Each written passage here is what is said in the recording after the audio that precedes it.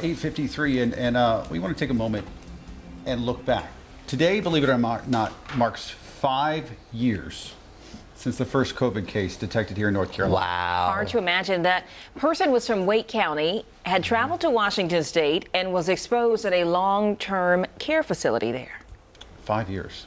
Hard to believe. We were on the air. I'm trying to think that morning when it happened, and then I believe at first we were separated by the desk because this was a brand new set. Right. And then they moved Carolyn, who was my coworker at the time, to across the studio. Right. And then they moved her in the newsroom.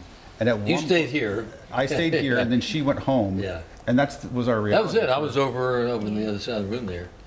And there were only a handful of people, I think 4 people who were here in the morning show. Our producer at the time, the director, and Ben, and everybody else was at home doing what they had to do at home. Yeah, and I was actively doing up in 60s at that point, doing feature segments, and it was around this time of year that I filmed one at one of those escape rooms, and that never made air because we weren't going to be teasing going to escape rooms because they all shut down. And working from home was crazy because I remember a few years prior, my wife said to say, "Man, I wish you could work from home." I was like, "Doesn't work in my industry." I was wrong. Yeah, I remember reporting in South Carolina at the time, and during that time we were like, oh, it's just a few, or oh, it's just in some faraway place, it's not going to come to us. And then we saw case after case after case, and then what ultimately ended up being a shutdown So the world. world changed for a while there. It will, and a lot of people are going to relitigate, what happened and how our government responded, and those are good questions, and I think we're going to continue to ask it and ask if we're ready for another pandemic. But Always in hindsight. Right? It's always in hindsight, and I always like to remind people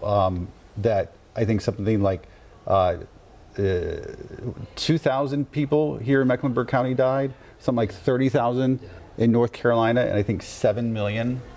It was a horrible time, and I think we could talk about the inconveniences, and we hated it, and businesses shut down, and it was horrible.